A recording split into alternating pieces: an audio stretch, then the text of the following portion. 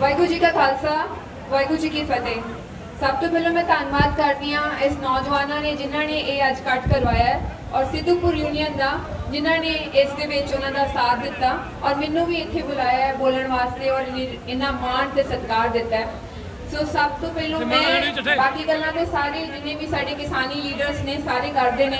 ਮੈਨੂੰ ਜਿੰਨੀ ਸਮਝ ਹੈ ਜੋ ਮੈਂ ਇਸ ਕਿਸਾਨੀ ਅੰਦੋਲਨ ਦੇ ਵਿੱਚ ਪਿਛਲੇ 4 ਮਹੀਨਿਆਂ ਤੋਂ ਜਾਂ 5 ਮਹੀਨਿਆਂ ਤੋਂ ਜਦੋਂ ਤੋਂ ਇਹ ਸ਼ੁਰੂ ਹੋਇਆ ਹੈ ਉਦੋਂ ਤੋਂ ਨਾਲ ਸਾਥ ਦੇ ਰਹੀ ਹਾਂ ਔਰ ਜੋ ਮੈਂ ਗੱਲਾਂ ਸਮਝੀਆਂ ਨੇ ਸਾਡੀ ਕਿਸਾਨੀ ਬਿੱਲਾਂ ਬਾਰੇ। ਸੋ ਅੱਜ ਮੈਂ ਗੱਲ ਕਰੂੰਗੀ ਐਸੈਂਸ਼ੀਅਲ ਕਮੋਡਿਟੀ ਐਕਟ ਬਾਰੇ, ਜਿਹਨੂੰ ਅਸੀਂ ਕਹਿੰਦੇ ਆ ਜਮਾਖੋਰੀ। ਸੋ ਜਮਾਖੋਰੀ ਜੋ ਇਸ ਬਿੱਲ ਦੇ ਵਿੱਚ ਇਹਨਾਂ ਨੇ ਸਾਡੀ ਐਸੈਂਸ਼ੀਅਲ ਕਮੋਡਿਟੀ ਐਕਟ ਦੇ ਜਿਹੜੇ ਐਸੈਂਸ਼ੀਅਲ ਸਾਡੇ ਗ੍ਰੇਨਸ ਨੇ ਜੋ ਇਹਨਾਂ ਨੇ ਹਟਾ ਦਿੱਤੇ ਗਏ ਨੇ। ਸੋ ਇਹਦੇ ਬਾਰੇ ਮੈਂ ਪੂਰੀ ਜਿੰਨੀ ਵੀ ਇਸ ਥਾਰ ਦੇ ਉੱਤੇ ਜਿਹੜੀ ਮੈਂ ਗੱਲ ਕਰਨਾ ਚਾਹੁੰਦੀ ਆ ਉਹ ਇਹ ਹੈ ਕਿ ਐਸੈਂਸ਼ੀਅਲ ਕਮੋਡਿਟੀ ਐਕਟ ਜਿਹੜਾ ਆ ਉਹ ਸਾਡਾ 1955 ਦੇ ਵਿੱਚ ਬਣਿਆ ਸੀਗਾ। ਉਸ ਤੋਂ ਪਹਿਲਾਂ ਐਸੈਂਸ਼ੀਅਲ ਕਮੋਡਿਟੀ ਐਕਟ ਜਦੋਂ ਨਹੀਂ ਬਣਿਆ ਸੀਗਾ ਉਦੋਂ ਸਾਡੇ ਇੱਥੇ ਬਹੁਤ ਹੀ ਲੁੱਟ ਖੋਹ ਮਾਰ ਹੁੰਦੀ ਸੀਗੀ, ਕਿਉਂਕਿ ਇੰਜ ਹੀ ਵੱਡੇ ਜਿਹੜੇ ਕਾਰਪੋਰੇਟ ਹਾਊਸ ਆ, ਜਿੰਨੇ ਵੱਡੇ ਬਿਜ਼ਨਸਮੈਨ ਆ, ਉਹ ਕੀ ਕਰਦੇ ਸੀਗੇ ਮਾਰਕੀਟ ਦੇ ਵਿੱਚੋਂ ਭਾਰੀ ਮਾਤਰਾ ਦੇ ਵਿੱਚ ਇਹ ਖਰੀਦ ਲੈਂਦੇ ਸੀਗੇ ਇਹ ਗ੍ਰੇਨ, ਭਾਵੇਂ ਰਾਈਸ ਹੋਇਆ, ਭਾਵੇਂ ਤੁਹਾਡੀ ਕਣਕ ਹੋਈ,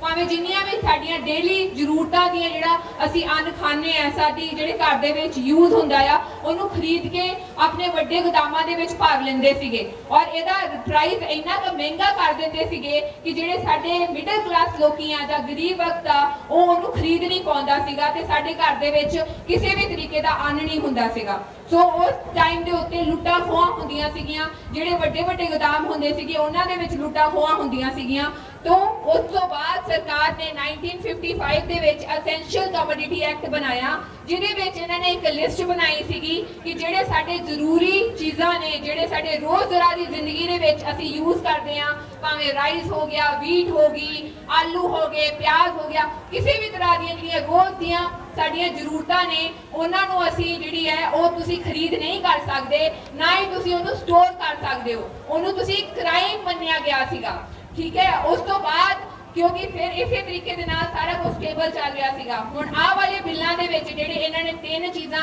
ਜਿਹੜੀਆਂ ਸਭ ਤੋਂ ਖਤਰਨਾਕ ਜਿਹੜੀ ਸਭ ਤੋਂ ਚੀਜ਼ ਹੈ ਜਿਹਦੀ ਮੈਂ ਅੱਜ ਗੱਲ ਕਰ ਰਹੀ ਹਾਂ, ਜਮਾਖੋਰੀ, ਇਹਨਾਂ ਨੇ ਉਹੀ ਹਟਾ ਦਿੱਤੀ। ਇਹਨਾਂ ਨੇ ਐਸੈਂਸ਼ੀਅਲ ਕਮੋਡਿਟੀ ਐਕਟ ਦੇ ਵਿੱਚੋਂ ਜਿਹੜੇ ਸਾਡੇ ਗ੍ਰੇਨ ਸੀਗੇ, ਜ਼ਰੂਰੀ ਪਦਾਰਥ ਸੀਗੇ, ਉਹੀ ਹਟਾ ਦਿੱਤੇ। ਇਹਨਾਂ ਨੇ ਪਰਮਿਸ਼ਨ ਦੇ ਦਿੱਤੀ ਕਿ ਅਸੀਂ ਉਹਦੀ ਜਮਾਖੋਰੀ ਕਰ ਸਕਦੇ ਹਾਂ, ਅਸੀਂ ਉਹਦੀ ਖਰੀਦ ਕਰ ਸਕਦੇ ਹਾਂ। ਤੁਸੀਂ ਇਹ ਸੋਚੋ ਵੀ ਜੇ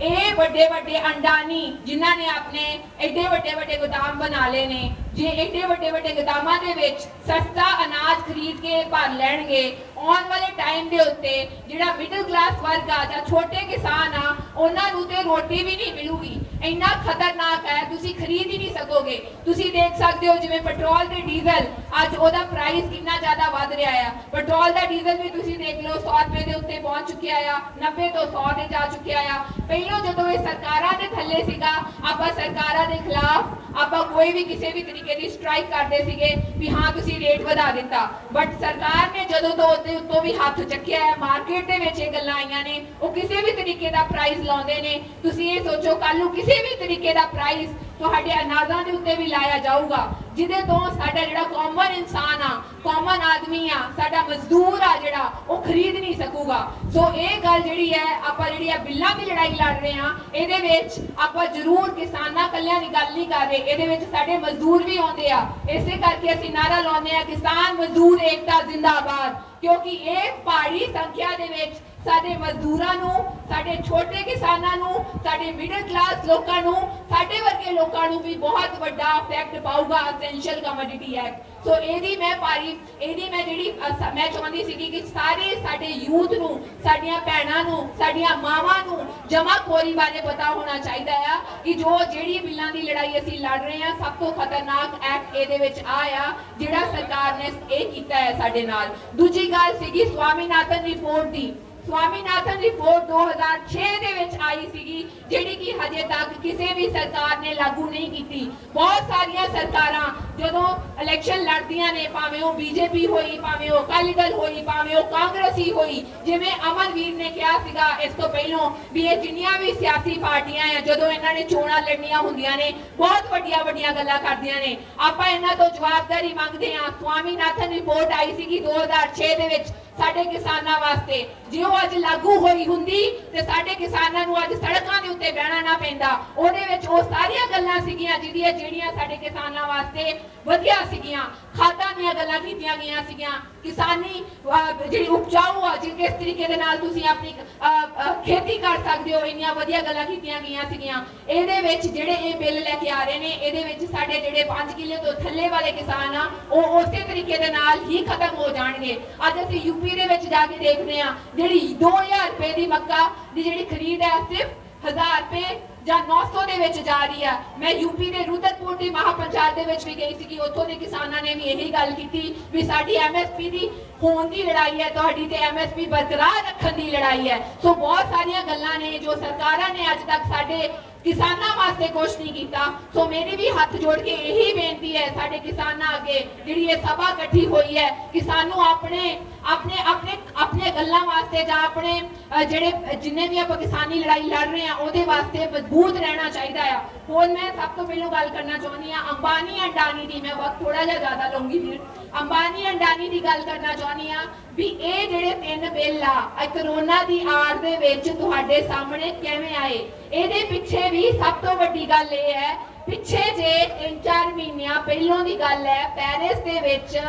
196 ਕੰਟਰੀਜ਼ ਦੀ ਇੱਕ ਮੀਟਿੰਗ ਹੋਈ ਸੀਗੀ ਕਿ ਆਉਣ ਵਾਲੇ 10-20 ਸਾਲਾਂ ਦੇ ਵਿੱਚ ਡਿਊ ਟੂ ਗਲੋਬਲ ਵਾਰਮਿੰਗ ਕਰਕੇ ਡੀਜ਼ਲ ਤੇ ਪੈਟਰੋਲ ਦੀਆਂ ਜਿਹੜੀਆਂ ਇੰਡਸਟਰੀਜ਼ ਆ ਉਹ ਬੰਦ ਕਰ ਦਿੱਤੀਆਂ ਜਾਣਗੀਆਂ। ਸੋ ਇਸ ਕਰਕੇ ਇਹਨਾਂ ਨੇ ਕਰੋਨਾ ਦੀ ਆੜ ਦੇ ਵਿੱਚ ਇਹ ਬਿੱਲ ਲੈ ਕੇ ਆਂਦੇ ਨੇ। ਸੋ ਇਹਦੇ ਨਾਲ ਆਪਾਂ ਬਹੁਤ ਸਾਰੇ ਲੋਕੀ ਇਹ ਸੋਚਦੇ ਆ ਵੀ ਅੰਬਾਨੀ ਅੰਡਾਨੀਆਂ ਦਾ ਕੀ ਲੈਣਾ ਦੇਣਾ ਆ। ਵਿਸਥਾਰ ਰੂਪੀ ਦੱਸਦੀਆਂ, अंबानिया ने इलेक्शन फंड की सीगी बीजेपी दी, कोई भी बड़ी सरकार आउंदी आ इलेक्शन दे पैसे लगदे ने, अंबानी ने पैसे लाए सीगे मोदी सरकार दे उत्ते। उस तो बाद अंबानी ने 2009 दे विच जियो स्पैक्ट्रम दे थल्ले 2 चीज़ां लॉन्च कीतियां सीगियां, एक जियो सिम, एक जियो रिटेलर। जियो रिटेलर दे थल्ले जिहड़ी फूड डिपार्टमेंट आ पंजाब दा हरियाणे दा, इन्हां ने देखिया सब तो ज़्यादा खरीद MSP दे जां जिस तरीके दे नाल सारा कुछ हुंदा है इहनूं आपां अपने थल्ले करिए, किवें करिए। इसे करके इन्हां ने जिहड़े एसेंशियल कमोडिटी एक्ट दे जिहड़े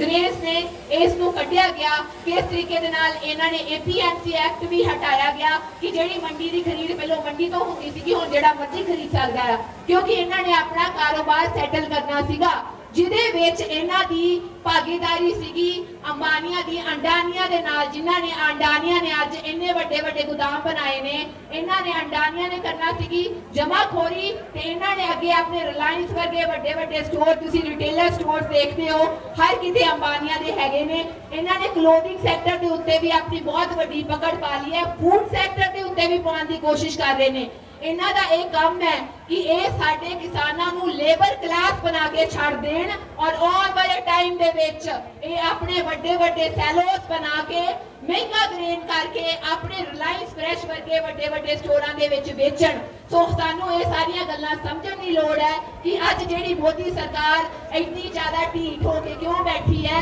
ਇਹਦਾ मतलब ये नहीं है भी साडा जिहड़ा प्राइम मिनिस्टर है वो इगोइस्टिक है। ਇਹਦਾ मतलब ये है कि साडा प्राइम मिनिस्टर ने किते ना किते अपना ईमान वेचिया होया है। ਉਹ ईमान ਉਹਨੇ ਅੰਬਾਨੀਆਂ ਦੇ ਸਾਹਮਣੇ ਵੇਚਿਆ ਹੈ जिन्हें ਉਹਦੇ ਉੱਤੇ पैसे लाए ने, जिन्हां दा बिजनेस ਉਹ शट डाउन नहीं करना चाहता। सो सानू ये सारियां गल्लां सोचण दी ते विचारन दी लोड़ है। दूसरी गल मैं करना चाहनी हाँ, अजकल कोरोना की आड़ दे विच फिर इन्होंने स्कूल ते कॉलेज बंद कर दिते। मैं पूछना चाहनी हाँ, जो आम आदमी पार्टी की रैली होंदी है जां फिर इन्हां बादलों की रैली होंदी है जां कैप्टन अमरिंदर सिंह की रैली होंदी है, की गल है लोकी इकट्ठ होते पहुंचते हैं उदों कोरोना नहीं हुंदा, रात को इन्हां दा कोरोना हुंदा, जिन्हें इन्हां दा कोरोना भज जांदा आ। जिहड़े इन्हां ने ठेके खोले आ शराब दे की गल लोग शराब पीन जाते हैं उदों करोना नहीं होता घर जाणगे वो भी अपने बच्चों के कोल ते उन्हां नूं करोना नहीं होगा ये सारी गल जिहड़ी है साडे बच्चों की पढ़ाई के उत्ते इफेक्ट पै गया है बहुत वड्डे लैवल के उत्ते मैं चाहनी हाँ भी स्कूलों के कालजां वालियां नूं भी